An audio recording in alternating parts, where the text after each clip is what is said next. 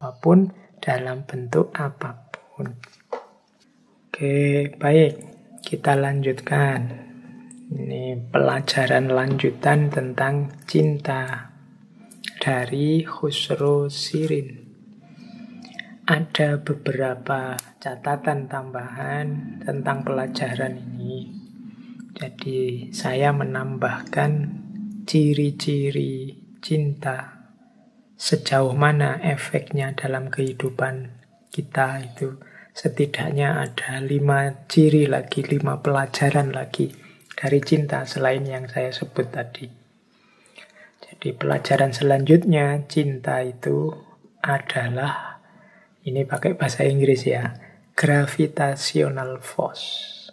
Gravitational force itu kekuatan yang menarik. Ya istilahnya gravitasi.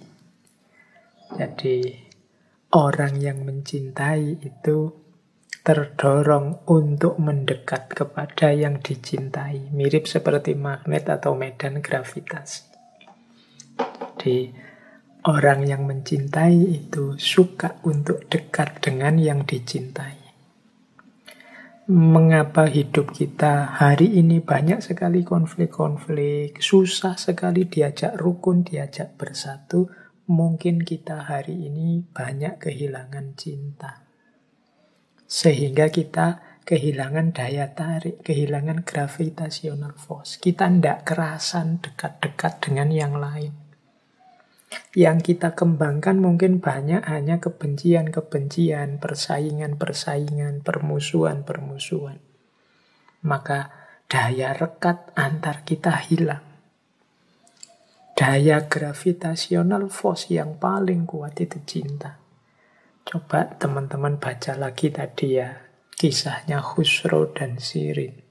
Bagaimana seorang pangeran. Pangeran ini kan hidupnya terjamin.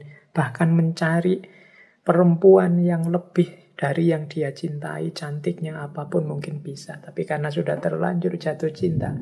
Dari Persia sampai lari ke Armenia. Yang di Armenia juga begitu. Tergesa-gesa lari ke Persia sampai sisipan jalan. Karena cinta adalah gravitational force. Bagaimana Farhat yang dari gunung ke rumahnya Shirin, balik ke gunung lagi, datang lagi ke rumahnya Shirin. Hanya berpusar-pusar di rumahnya Shirin. Karena dia cinta itu adalah gravitational force. Daya gravitasi yang membuat orang saling dekat, ingin selalu dekat. Makanya tadi saya bilang, kita ini kenapa kok rasanya susah sekali berdampingan dalam segala perbedaan yang kita miliki. Mungkin karena memang yang kita kembangkan selama ini bukan perilaku cinta, tapi mungkin perilaku saling bersaing, perilaku saling membenci, perilaku saling ingin unggul, dan lain sebagainya.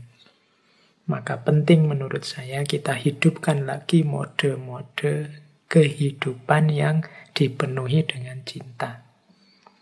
Kalau teman-teman ingin nyaman, ingin selalu terdorong dekat dengan Allah, ingin selalu ingat pada Allah, ingin selalu nyaman dalam lingkungan Allah, maka hidupkanlah cinta ini.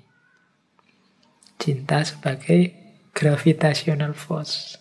Ketika kita cinta pada Allah, maka apapun aktivitas kita, cara kita bicara, cara kita bertindak, cara kita berperilaku, pasti yang mengarah lebih dekat pada Allah. Yang membuat kita tertarik, terdorong mendekat pada Allah. Jadi kalau kita sudah cinta, itu sudah otomatis.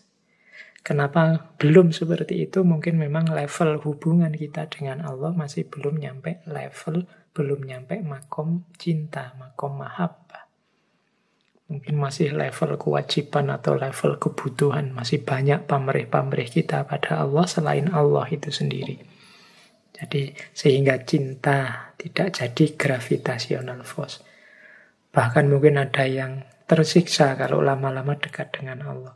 Zikir lama-lama tidak betah. Sholat lama-lama tidak betah.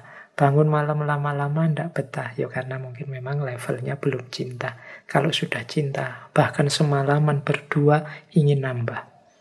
Seperti kisahnya Robi'ah Al-Adawiyah. Jadi itu pelajaran dari Khusro Shirin menurut saya. Bagaimana cinta selalu menarik orang pada yang dia cintai. Betapa capeknya kalau teman-teman membaca kisahnya Khusro. Dia ingin selalu dekat dengan Shirin, mental lagi menjauh, ingin dekat lagi, mental lagi menjauh, ingin dekat lagi.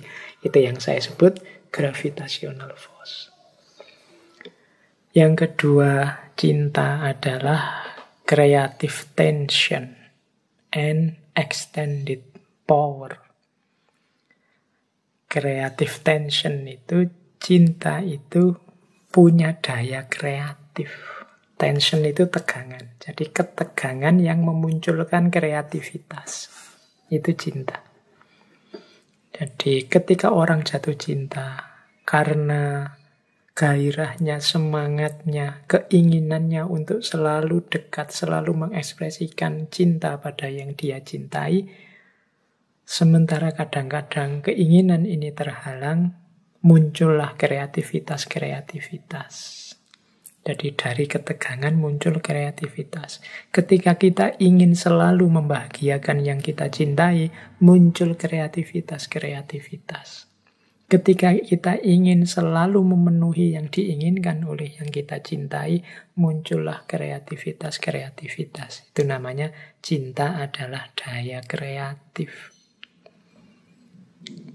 Ketika orang mencintai, pikirannya jadi aktif. Dia mikir, apa ya yang membuat, kira-kira yang membuat orang yang saya cintai ini bisa bahagia, bisa terpenuhi keinginannya. Ya teman-teman mikirnya jangan hanya cinta lawan jenis, kalau itu pasti. Mungkin yang cinta pada orang tua. Nah, kita kan berpikir, gimana ya caranya orang tua saya biar seneng? Bagaimana aku bisa memenuhi keinginannya orang tua? Kadang kita tidak terlalu mampu, tapi kita punya kreasi-kreasi. Kalau memberi uang banyak saya tidak bisa, tapi kalau sekedar memberi ucapan saya bisa lah. Sekedar menyatakan lewat WhatsApp dengan kata-kata yang indah saya bisa lah. Makanya terus berusaha mengarang kata-kata yang indah. Itu kan creative tension, daya kreatif. Jadi selalu mencari jalan untuk membahagiakan, memenuhi kebutuhan yang dicintai. Selalu mencari cara, mencari jalan untuk bisa selalu dekat dengan yang dicintai.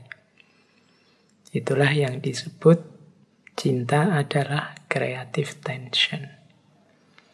Dia adalah daya kreatif. Selalu mepet kita. Tension itu kan tegang, membuat kita tegang, tapi kemudian kita punya solusi-solusi alternatif, solusi-solusi yang kreatif untuk menyatakan cinta. Itu pelajaran kedua.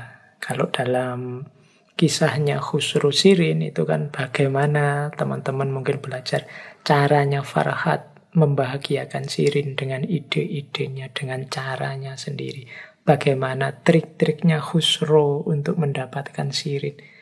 Ketika jalannya buntu, dia punya cara seperti ini. Ketika sudah tidak mungkin lagi, dia punya alternatif seperti ini. Itu yang disebut creative tension.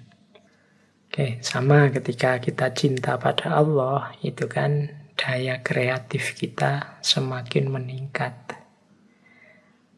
Misalnya, kita hanya disuruh membaca kalimat thayyibah, kita hanya disuruh membaca sholawat, tapi oleh rasa cinta yang dalam, sholawatnya ya, tapi kemudian ditambah lagu, ditambah musik, ditambah nada yang syahdu dan lain sebagainya. Itu termasuk creative tension. Kemudian yang ketiga, pelajaran selanjutnya, cinta sebagai extended power. Jadi ketika orang mencintai, kekuatannya, powernya berlipat. Jadi extended power itu ya, coba dilihat misalnya dalam kisah tadi, extended powernya seorang Farhat. Bagaimana dia kuat untuk menembus gunung, membuat terowongan. Itu dalam kondisi normal mungkin agak susah, tapi kekuatan cinta membuat orang mampu berkreasi. Bagaimana misalnya Khusro harus menaklukkan pamannya, menaklukkan panglimanya Bahram. Itu secara kualifikasi normal susah. Tapi dengan creative tension plus extended power, dia berhasil menaklukkan Bahram. Jadi kekuatannya bertambah. Teman-teman yang pernah jatuh cinta mungkin ngalami bagaimana cinta itu extended power, memberi kekuatan lebih. Biasanya kalau bangun siang-siang, tapi begitu punya pacar misalnya, dan pacarnya minta dijemput pagi-pagi, sekarang kuat bangun pagi-pagi. Nah, itu extended power. Biasanya kalau tidur agak sore-sore, paling jam 10, tapi begitu diajak ngobrol oleh yang dia cintai, ngobrolnya bisa semalaman. Itu extended power. Orang tua yang mencintai anaknya, coba dilihat. Capeknya bekerja, susahnya mencari nafkah.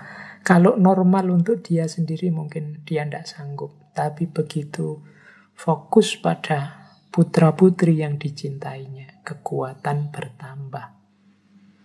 Itu yang disebut extended power. Kecintaan, apalagi para sahabat pada Rasulullah. Bagaimana mereka mau berjuang sekuat tenaga sampai level extended power. Itu pasti karena cinta. Kalau tidak karena cinta, susah diajak berjuang seberat itu. Nah, itu cirinya, pelajarannya cinta. Maka jangan heran kalau dalam dunia tasawuf, lulu ada sufi yang sholat itu loh, semalam bisa ratusan rakaat. Ada sufi yang menghatamkan Al-Quran semalam sekian kali. Tidak usah heran, karena mereka sudah cinta pada Allah. Kecintaan pada Allah itulah extended power. Kekuatan lebih. Kekuatannya semula hanya 100, sekarang bisa jadi 200. Dari mana yang 100 sisanya? Dari cinta. Nah, ini pelajaran. Maka teman-teman yang sedang dimabuk cinta, sedang dilanda cinta, di level apapun kepada siapapun, pahami rumus ini dan arahkan creative tension dan extended power ini pada hal-hal yang produktif dan kreatif. Jangan sampai extended power, creative tension ini kita bawa pada hal-hal yang merugikan kita, yang kita sesali. Eman-eman ya, saya dulu bisa begini-begini, kok hanya saya pakai untuk itu. Pas saya jatuh cinta itu, ternyata saya pinter sekali bikin tulisan, bikin puisi. Eman-eman ya, dulu hanya tak pakai untuk merayu. Coba saya nulis puisi serius yang banyak, bisa jadi buku puisi sekarang. Aku jadi penyair sekarang. Nah, itu. Maka ayolah yang sedang jatuh cinta, powernya berlebih, kreativitasnya meningkat, arahkan itu untuk yang positif-positif. Farhat jadi buktinya bagaimana dia bisa membangun terowongan yang menembus gunung. Khusro jadi buktinya bagaimana dia bisa menaklukkan Bahram. Sirin jadi buktinya bagaimana dia bisa meninggalkan kerajaannya demi yang dicintai. Itu kalau orang biasa susah dan berat. Baik, pelajaran selanjutnya, kalau ini mungkin bisa juga dari cerita-cerita sebelumnya, bahwa cinta itu sebagai energi penyeimbang, sebagai harmoni. Sehingga ada kalanya cinta itu jadi antitesis dari status quo sosial, politik, budaya.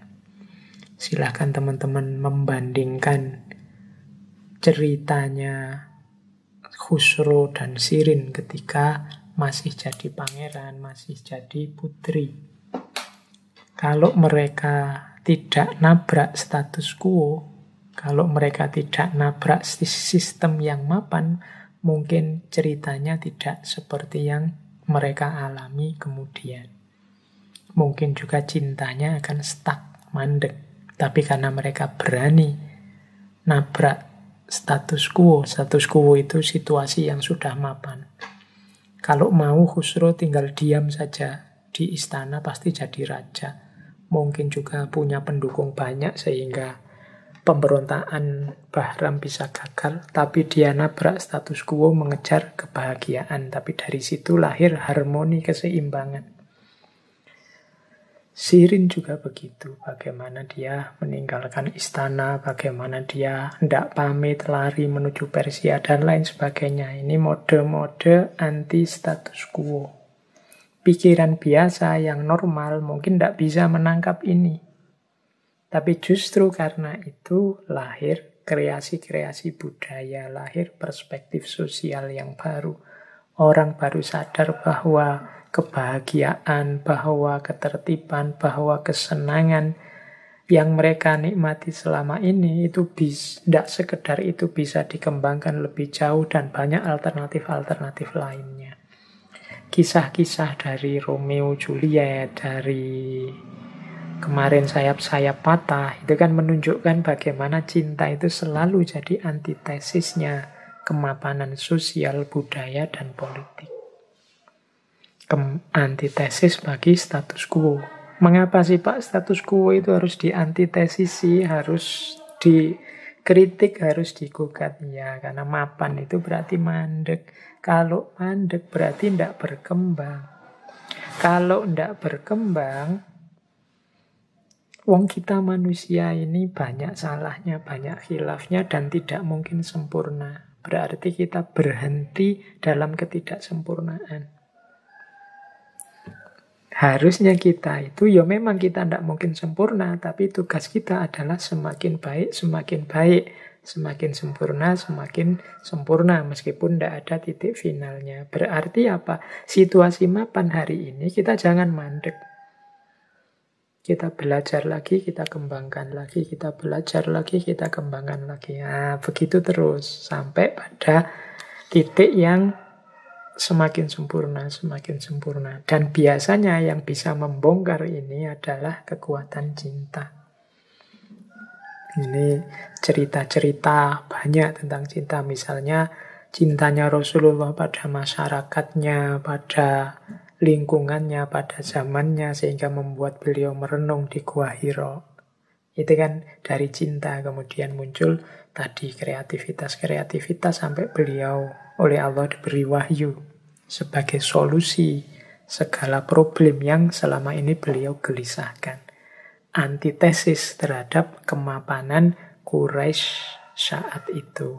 Nah, itu awalnya dari cinta. Jadi ini salah satu yang bisa kita tangkap dari kisah Khusro dan Sirin. Jadi cinta sebagai antitesis status quo sosial, budaya, dan politik. Baik, kita lanjutkan. Wah, waktunya sudah tinggal 30 menit lagi. Ini tadi agak terlalu banyak dindongengnya ya, tidak apa-apalah. Yang penting kita dapat beberapa pelajaran berharga tentang cinta dari Khusro dan Sirin. Baik, setelah ini kita belajar tentang cinta yang tulus dari seorang Farhat. Ini saya tadi bilang ada beberapa dialog yang menurut saya penting tentang karakter cinta. Dialog ini antara Khusro dan Farhat. Dua orang yang bersaing memperebutkan cintanya Sirin. Nah, kita baca pelan-pelan ini saya motong-motong, tidak saya cantumkan semua. Saya ambil yang menurut saya penting saja. Nah, yang pertama, ini dialog pertama. Ini dialog ketika Farhat dipanggil oleh Khusro ke istananya. Setelah Khusro tahu ternyata Farhat ini jatuh cinta begitu dalamnya pada Sirin. Ceritanya sampai dikenal oleh masyarakat sekelilingnya. Dipanggillah Farhat oleh Khusro. Ya Farhat ini hitungannya ya rakyatnya Khusro. Karena Khusro kaisar Persia.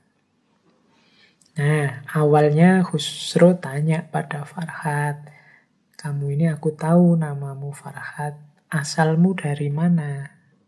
Nah, Farhatnya jawab, "Jika yang Baginda maksudkan adalah tempat kelahiran hamba, maka tempat hamba lahir adalah madain.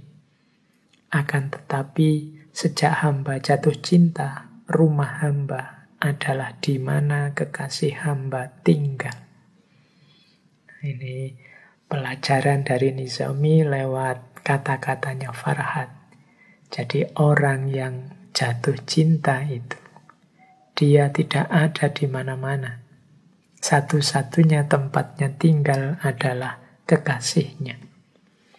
Orang yang jatuh cinta itu, meskipun raganya ada di rumah, tapi kesadarannya ada di tempat yang dia cintai. Meskipun fisiknya ada di pasar, di jalan, di gunung, di mana saja, tapi pikirannya ada pada yang dia cintai. Bahkan dirinya sendiri, dia ada di mana tidak tahu. Yang dia tahu di mana adanya kekasihnya. Orang yang jatuh cinta seperti Farhat ini, dia tidak sadar dia ini ada di gunung apa ada di sebelah rumahnya Sirin. Ngertinya dia Sirin ada di dalam rumah itu. Nah, ini kesadaran seorang pecinta. Kalau kita tarik ke ranah cinta ilahiyah, cinta ketuhanan, jawabannya berarti orang yang mencintai Allah, itu kesadarannya ya kesadaran Allah. Tinggalnya dia, ya tinggal dalam kesadaran Allah. Dia sadar selalu isinya, kesadarannya adalah tentang Allah saja. Isi pikirannya ya tentang Allah saja. Di sanalah dia ada. Inilah yang kadang-kadang para sufi tertentu yang sedang dimabuk cinta sehingga melupakan dirinya karena isi kesadarannya hanya kesadaran Allah saja. Kadang-kadang kalau ditanya, menurut kita ngomongnya ngaco. Aku ndak ada, yang ada Allah saja. Ini orang yang ada pada kesadaran Allah. Sama seperti Farhat. Ketika ditanya, kamu itu orang mana? Ya kalau padu katanya tempat lahir hamba, ya hamba orang Madain. Tapi sejak hamba jatuh cinta, hamba ndak ada di mana-mana. Tempat tinggal hamba adalah kekasih, di mana kekasih hamba tinggal. Jadi ini sebenarnya ya pelajaran untuk kita. Cirinya orang mencintai adalah yang dicintai. Tempat tinggalnya ya tempatnya yang dicintai. Kesadarannya adalah kesadaran tentang yang dia cintai. Terus Khusro kemudian bertanya lagi. Aku diberitahu ihwal pengabdianmu kepada yang mulia Ratu Armenia. Benarkah engkau mencintai yang mulia? Benarkah engkau cinta kepada yang mulia? Ini Khusro ingin menegaskan. Nah, Farhat menjawab, memang benar. Hamba mencintai yang mulia Ratu dan mengabdikan hidup hamba kepadanya. Ini jawabannya tegas. Dia tidak berbelit-belit. Jadi orang yang mencintai itu tidak rumit, tidak bulet, tidak ruwet. Kalau ada orang ditanya, kamu cinta tidak padanya? Itu kalau jawabnya masih belum tegas, tidak tahu ya. Apa ya namanya rasa ini? Masih bulet ngomong berputar-putar, itu kemungkinan ya belum sepenuhnya cinta. Kalau sudah sepenuhnya cinta, meskipun tidak bisa menjelaskan apa itu cinta, meskipun tidak bisa menguraikan perasaannya seperti apa, tapi ketika ditanya, engkau cinta apa tidak? Biasanya jawabannya tegas, iya, aku mencintai. Bahkan Farhat ini kan hitungannya berani. Di depan kaisarnya yang masyhur merupakan mantannya orang yang dia cintai, dia tidak takut untuk bilang, memang benar, hamba mencintai yang mulia Ratu. Oh, ini resikonya nyawa. Tapi dengan tegas, dengan berani Farhat menyatakan cintanya. Ini menurut saya juga di antara cirinya orang yang jatuh cinta, termasuk cinta kepada Allah. Orang yang cinta pada Allah itu tidak malu-malu untuk menyatakan cintanya, menunjukkan cintanya. Mungkin orang lain akan menyebut dia, alah, sok pamer, alah, masih amatiran, alah, ndak apa-apa. Yang penting inilah cintaku dan inilah bukti cintaku. Nah, ini dicontohkan oleh Farhad. Meskipun beresiko, kalau dia resikonya berat malahan, taruhannya nyawa. Ndak apa-apa. Demi cinta. Ini jadi dialog yang bagian pertama ini menurut saya menunjukkan ciri-cirinya orang yang mencintai. Kita lanjutkan ke dialog yang selanjutnya. Khusro kemudian tanya kepada Farhad, jangan kau kira ketergila-gilaan ini bakal berlangsung terus. Nah, ini Khusro memprovokasi Farhad. Jadi untuk menyadarkan Farhad, kamu itu kan hanya tergila-gila sesaat, hanya ketakjuban sesaat saja. Paling nanti lama-lama juga hilang. Sebentar lagi mungkin juga hilang. Nah ini, nek basa Jawa ini Khusro ini ngendoni Farhad. Jadi mengendurkan semangatnya. Jangan dikira kamu akan seneng terus. Jangan dikira engkau akan jatuh cinta terus. Wong kamu ini sedang terpesona saja sesaat, tidak lama. Nah, jawabannya Farhad apa? Farhad terus membantah. Dalam pandangan Baginda, ini mungkin hanya tergila-gila belaka. Namun bagi hamba, ini adalah cinta sejati. Dan cinta sejati tidak bakal berakhir.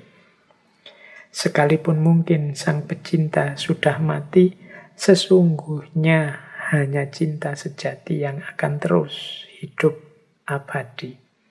Jadi Farhad ini sangat yakin terhadap cintanya pada Shirin. Meskipun orang lain, termasuk Khusro itu, menertawakan, bahkan mungkin melecehkan cintanya, Farhad dengan tegas menjawab, enggak, cintaku ini pasti tulus dan sejati. Kalian mungkin melihatnya hanya mimpi atau tergila-gila biasa, tapi menurutku ini adalah cinta sejati. Jadi ini tidak sekedar keyakinan bahwa dia mencintai, tapi juga kemantapan hati terhadap cintanya. Percaya pada cintanya. Banyak orang yang mencintai, tetapi tidak percaya kepada cintanya. Banyak orang yang tahu bahwa dia cinta, tapi dia tidak percaya kepada cintanya. Akhirnya cinta itu dikalahkan. Dianggapnya cinta itu akan menghalangi karirnya mungkin, akan menghalangi kuliahnya mungkin, akan menghalangi aktivitasnya mungkin, hobinya mungkin, dan lain sebagainya. Ini orang-orang yang tidak percaya pada cinta. Diajari oleh Farhad tentang kemantapan dalam cinta. Kalau engkau memang benar-benar mencintai, mantaplah, yakinlah bahwa cinta itu sejati. Dan kesejatian cinta tidak mungkin akan menghancurkan apapun, karena cinta tidak menghancurkan, tetapi mengutuhkan, memelihara atau momong. Cinta juga menaikkan level kehidupan ke ranah keluhuran dan harmoni. Jadi, kemantapan jawabannya Farhad ini menegaskan bahwa saya memang jatuh cinta. Kalau kalian menganggapnya ini cinta, ini bukan cinta, ini hanya keterpesonaan biasa, kalian salah. Kalau kalian menganggap ini hanya mimpi, kalian salah. Ini memang cinta. Saya yakin benar bahwa ini cinta. Itu jawabannya Farhad. Dia mantap dengan cintanya, dia yakin dengan cintanya. Tidak mungkin salah lagi kalau ini adalah cinta. Ini pelajaran juga kalau kita tarik ke ranah cinta ilahiyah.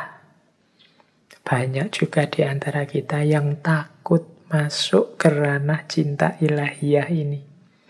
Karena khawatirnya Pak, saya kalau mencintai Allah, jangan-jangan urusan duniaku keteteran, Pak. Kalau saya asik berdua saja dengan Allah, wong cita-cita saya ini kan nanti jadi pejabat, Pak. Nanti jadi orang kaya, Pak. Nanti dianggapnya cinta itu akan menghalangi cita-citanya. Dianggapnya cinta itu akan menghambat kesuksesannya. Ini menunjukkan kita tidak terlalu yakin, tidak terlalu percaya pada cinta. Apalagi cinta pada Allah. Kita seperti orang yang lupa bahwa Allah itu maha segalanya. Kalau Allah menghendaki apa yang tidak, semuanya jadi mungkin. Tapi karena kita lupa akan kemahakuasaannya Allah, sehingga kita ragu-ragu ingin masuk ke ranah cinta ilahiyah. Akhirnya kemantapan hati kita dalam beragama juga setengah-setengah. Seperti Farhat yang tidak terpengaruh oleh khusru, kita sebaliknya banyak terpengaruh oleh ungkapan-ungkapan kata-kata orang sekeliling kita. Mungkin kita khawatir dianggap lebay, kita khawatir dianggap amatir, kita khawatir dianggap sok, dan lain sebagainya. Beda dengan Farhat yang mantap dengan cintanya. Oke, ambil nafas dulu sebentar. Yang mau minum-minum atau yang baru ketiduran, baru bangun, ingin melanjutkan lagi, silahkan siap-siap dulu sebentar. Baik, kita lanjutkan, waktunya tinggal sedikit. Ini dialog yang ketiga dari Khusro dan Farhat. Selanjutnya Khusro bertanya kepada Farhat, bagaimana tentang perasaan yang mulia ratu? Sudahkah engkau mengetahui segenap keinginannya? Bagaimana jika beliau meminta darimu sesuatu yang tidak engkau miliki? Atau memintamu melakukan sesuatu yang tidak sanggup engkau lakukan? Nah, ini mulai nih, Khusro menguji cintanya Farhat. Farhat terus membalas. Hamba tidak mengharapkan beliau membalas cinta hamba. Hamba hanya mohon agar diizinkan mencintai beliau. Hati hamba, satu-satunya milik hamba, sudah beliau miliki. Hamba akan memohon agar Tuhan memberi hamba kemampuan untuk memenuhi segenap keinginannya. Ini jawaban orang yang dilanda cinta yang tulus, cinta yang sejati. Kadang disebut unconditional love, cinta yang tanpa syarat. Jadi cinta yang bahkan tidak menuntut untuk dibalas. Farhat ini kan mencintai seorang ratu, padahal dia hanya pekerja biasa, pegawai biasa. Apa ya mungkin? Makanya Khusro tanya. Kalau sama Khusro sih mending sak level, yang satu ratu, yang satu raja. Tapi engkau Farhat, engkau bukan apa-apa.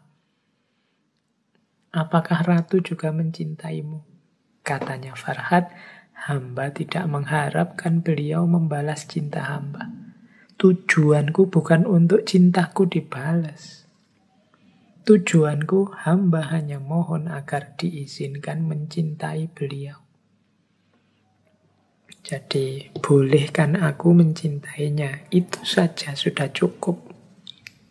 Jadi,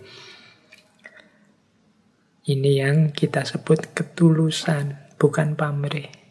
Cinta yang kita jalani kadang-kadang penuh dengan pamrih-pamrih. Jangankan balasan, kadang-kadang sudah dibalas pun dia juga membalas cinta kita, kita masih melakukan negosiasi-negosiasi. Engkau harus begini, engkau harus begitu, engkau harus mengikuti keinginanku yang seperti ini, biar kita bisa berdua selamanya. Masih banyak syarat-syarat. Kalau Farhat, enggak. Bahkan dibalas pun enggak. Asal izinkan aku mencintainya, itu saja. Lah kalau dia memintamu, katanya kamu cinta. Gimana kalau dia memintamu sesuatu yang kau tidak punya? Atau memintamu sesuatu yang kau tidak sanggup melakukannya. Nah, kata Farhat apa? Hamba akan memohon agar Tuhan memberi hamba kemampuan untuk memenuhi segenap keinginannya. Jadi ini menurut saya jawaban yang realistis tapi juga indah. Realistis itu aku ndak akan bilang bahwa aku mampu segalanya, punya segalanya, bisa segalanya. Tapi aku akan berdoa agar diberi kemampuan memenuhi segenap keinginannya. Jadi tidak menyombongkan kepemilikan, kebisaan, karena semua kepemilikan, semua kemampuan itu kan sumbernya dari Allah. Maka aku akan memohon agar selalu punya kemampuan untuk memenuhi segenap keinginannya. Tadi kan ada pelajaran bahwa cinta itu extended power, cinta itu creative tension. Insya Allah kalau cinta itu tulus, daya kekuatan itu akan muncul. Apa yang semula kita anggap tidak mampu kita lakukan, kalau itu karena cinta bisa kita jalankan. Maka satu-satunya katanya Farhat yang akan saya lakukan adalah berdoa agar selalu diberi kekuatan. Berarti apa? Akan saya usahakan sepenuhnya, semoga Allah akan selalu memberiku kekuatan untuk memenuhi keinginannya. Ini salah satu gambaran tentang sebuah cinta yang tulus. Dialog pertama tadi menunjukkan cirinya orang yang mencintai. Dialog kedua menunjukkan kemantapan hati orang yang mencintai. Dialog ketiga menunjukkan ketulusan orang yang mencintai. Sekarang kita lihat dialog keempat. Nah, ini dialog keempat ini Khusro kemudian menyatakan, menurutku engkau hanya akan mengalami kesedihan dan kesulitan. Mengapa engkau mesti menjalani kehidupanmu seperti ini? Padahal kekasihmu sama sekali tidak mengakui keberadaanmu. Di saat engkau bisa memperoleh cinta dari wanita-wanita cantik lainnya yang engkau inginkan. Jadi, ngapain sih kamu capek-capek? Ngapain sih kamu mencari kesulitan seperti ini? Mbok yo hidup itu yang santai saja. Kalau memang kekasihmu menolak, ndak mungkin lagi engkau dekati, kan masih banyak wanita lain yang mungkin lebih cantik dari yang sekarang engkau cintai. Nah, ini Khusro berusaha agar Farhat menjauh dari Shirin. Makanya dia, Mbok kalau kamu mau, kan masih banyak wanita-wanita cantik. Mungkin maunya Khusro, kalau kamu minta juga padaku, aku beri siapapun yang kamu inginkan. Asal bukan Shirin. Karena Farhat ini kan saingan cintanya.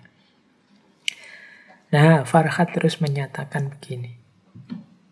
Hamba tidak memandang hidup hamba sebagai sebentuk kepedihan. Sebab bagi orang yang benar-benar mencintai, kepedihan dan obatnya adalah satu dan sama. Kekasih hamba mengakui atau tidak mengakui keberadaan hamba sama sekali tidaklah penting. Hamba mencintainya demi dirinya dan bukan demi diri hamba. Cukuplah bagi hamba untuk mencintainya. Sejauh menyangkut berbagai keinginan hamba, bagaimana hamba bisa punya keinginan manakala hamba nyaris sama sekali tidak sadar akan diri sendiri. Jadi ini lebih tegas lagi menunjukkan bagaimana seseorang yang cintanya sama sekali tidak egois dan tanpa syarat. Katanya Farhat malah, katanya siapa hidupku ini sedih. Jadi kita kan membaca ceritanya Farhat ini kan kasihan. kasihan sekali ya dia, dibohongi, dimanfaatkan. Cintanya yang dalam tidak terbalas, dia juga ditipu dan lain-lain. Tapi jawabannya Farhat, enggak. Siapa bilang aku ini sedih? Jadi bagi orang yang mencintai, kesedihan dan obatnya ya sama. Apa obatnya? Ya cinta itu sendiri. Kalau cinta itu disebut orang sebagai kepedihan, obatnya ya cinta itu sendiri. Jadi tidak mungkin aku akan bilang cinta itu menyakitkan, karena cinta juga jadi obatnya.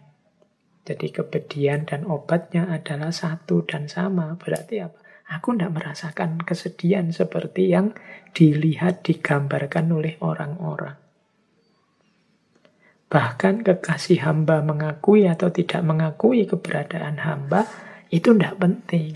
Aku dianggap ada atau tidak, katanya Farhat, tidak penting. Mengapa? Karena aku tidak berpikir tentang diriku. Yang aku pikir hanya tentang dirinya. Kalau aku hanya berpikir tentang dirinya, yo tentu saja aku tidak akan menuntut keberadaanku diakui. Kalau aku masih menuntut keberadaanku diakui, berarti aku masih mikir tentang diriku. Ayo teman-teman sambungkan ini dengan cinta ilahiyah. Saya bilang bolak-balik ini, Nizami sedang mengajarkan kita tentang cinta kepada Allah. Jadi, kita tidak menuntut apapun pada yang kita cintai, karena pikiran kita hanya sibuk tentang yang dicintai. Kalau kita bilang, engkau adalah segalanya bagiku, tapi masih memperhatikan apa yang kau berikan padaku, engkau mengakui atau tidak keberadaanku, berarti kalimat engkau adalah segalanya bagiku tadi adalah bohong. Kalau orang bilang, yang ada di pikiranku hanya engkau, berarti tentang aku tidak berpikir sama sekali. Sudah sama sekali tidak ada ego di situ. Inilah yang dialami dalam puncak pengalamannya para sufi. Jadi cinta itu hanya berbunyi tentang dirinya, tidak tentang aku. Cukuplah aku ini sebagai orang yang mencintai, titik. Makanya itu kalimat terakhirnya Farhat, sejauh menyangkut berbagai keinginan hamba, bagaimana hamba bisa punya keinginan, manakala hamba nyaris sama sekali tidak sadar akan diri sendiri. Jadi, kok orang masih banyak pamrihnya, berarti masih belum cinta. Kalau cinta yang tulus, pasti tanpa pamrih. Mengapa? Karena cinta yang tulus itu hanya tentang dirinya, bukan tentang aku. Kalau masih ada aku di situ, kalau pakai logika ini berarti belum tulus. Masih mikir tentang aku. Karena cinta yang tulus itu yang dipikir hanya tentang dia. Berarti keinginan-keinginanku tidak penting. Tidak perlu dibunyikan. Yang dibunyikan adalah keinginan-keinginannya. Kalau sulit dipahami, teman-teman bolehlah dianalogikan ini. Kalau tentang cinta ilahiyah agak berat, coba sambungkan dengan cintanya ibumu padamu. Ibumu itu kan jarang sekali membunyikan keinginannya. Yang dia bunyikan selalu keinginanmu. Jadi, apa yang engkau butuhkan, apa yang engkau perlukan, itu yang biasanya diributkan oleh ibu. Tapi kebutuhannya sendiri, keinginannya sendiri, jarang dibunyikan. Dan cinta yang tidak egois, tidak meminta apa-apa. Nah, ini silahkan nanti dianalogikan dengan cinta ilahiyah, karena arahnya Nizami nantinya ke sana. Baik, dialog yang terakhir. Ini pertanyaan terakhir Khusro pada Farhat. Bagaimana jika rajamu ini menyuruhmu untuk meninggalkan yang mulia ratu dan mencampakkan cinta yang tolol itu? Farhat bilang, langsung menjawab tegas, yang demikian itu tidak bisa hamba patuhi, Baginda. Nah, apapun boleh, ndak dapat apapun boleh. keinginan tidak ada yang terwujud, boleh. Satu-satunya yang jangan dan tidak mungkin bisa hamba patuhi adalah meninggalkan cinta. Jadi inilah jiwa pecinta yang sejati, yang tidak takut oleh sakit, tidak takut oleh resiko. Satu-satunya yang dia takutkan adalah tidak bisa mencintai. Makanya ketika diberi kabar bahwa Shirin sudah meninggal, itu langsung saat itu juga Farhad kehilangan vitalitas hidup. Dari orang yang kuasa menembus gunung, saat itu juga dia kehilangan daya vitalitas hidup dan meninggal. Inilah ciri seorang pecinta yang sejati. Baik teman-teman, wah waktunya sudah mepet mau berakhir. Terakhir, ini saya bawakan sebuah syair dari Jalaluddin Rumi yang di situ ada Shirin, ada Farhad, yang isinya sebenarnya ciri-cirinya seorang pecinta. Ini karena waktunya sudah mau habis, saya baca saja syair ini, nanti teman-teman renungi maksudnya. Karena puisi itu kalau dijelaskan, syair itu kalau dijelaskan detail maksudnya jadi tidak terlalu menakjubkan. Setiap orang biarlah memaknai sesuai dengan versi dan level jiwanya masing-masing. Jadi ini salah satu syairnya Jalaluddin Rumi tentang cinta. Nasihat dari seseorang tak akan berguna bagi para pecinta. Cinta bukan semacam limpahan air yang dapat dibendung seseorang. Tiada cendekiawan akan tahu haru gembira di kepala orang yang mabuk cinta. Tiada seorang yang berpegang pada pikiran akan tahu pesona yang melambungkan hati mereka.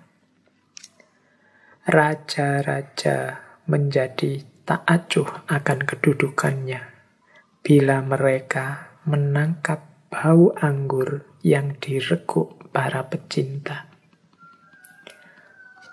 Nah, ini yang ada kalimat Khusro, Shirin, dan Farhad. Khusro mengucapkan selamat tinggal pada kerajaannya demi Shirin. Farhad pun demi Shirin pula mengayunkan kapak ke pinggang gunung. Majnun melepaskan diri dari lingkungan keluarga demi cinta akan Laila. Famik menertawakan kegarangan kumis sekalian laki-laki yang menyombongkan diri.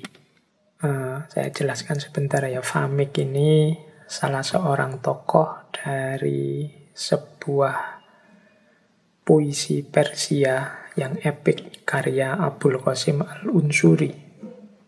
Kisah cinta sebagaimana Khusro Shirin, sebagaimana Laila Majnun. Judulnya adalah Famik dan Azro. Maka di syairnya Jalaluddin Rumi ini selain Shirin, Khusro, Farhad, juga Majnun, Laila, juga Famik. Bekulah hidup yang berlalu tanpa roh yang indah ini. Busuklah daging buah yang tak mengenal lagi kue badam ini. Bila langit di atas sana tak berputar dalam ketakjuban dan cinta seperti kita, tentulah ia akan jemu berputar dan berkata, sudah cukup bagiku. Berapa lama mesti begini. Dunia ini bagai seruling gelagah yang ditiup pada setiap lubangnya. Sungguh setiap ratapnya berasal dari kedua belah bibir yang semanis tengguli itu. Lihatlah bagaimana bila ia meniupkan nafasnya ke dalam setiap gumpal tanah. Setiap kalbu, ia taburkan hajat, ia taburkan gairah hasrat yang menimbulkan ratapan sendu. Bila engkau renggutkan hati dari Tuhan, kepada siapakah itu akan engkau kaitkan kemudian? Katakan itu padaku. Sungguh tak berjiwa mulia orang yang telah sanggup merenggut hatinya dari Tuhan, biar sebentar saja. Akan kucukupkan sampai di sini. Cepatlah pergi di malam hari, naiklah hingga ke bubungan ini. Perdengarkan seruan merdu di kota dengan suara nyaring yang tinggi. Baik teman-teman, sebenarnya dari kata-katanya sudah bisa ditangkap apa maksudnya Maulana Rumi, tapi silahkan direnungi sendiri untuk teman-teman semua sesuai level jiwanya sendiri-sendiri. Dari saya mungkin cukup sekian dulu, kita lanjutkan dengan minggu depan pelajaran cinta selanjutnya dari pujangga kita sendiri yaitu Hamka. Kurang lebihnya mohon maaf. Wallahul muwaffiq, wallahu a'lam bissawab. Wassalamualaikum warahmatullahi wabarakatuh.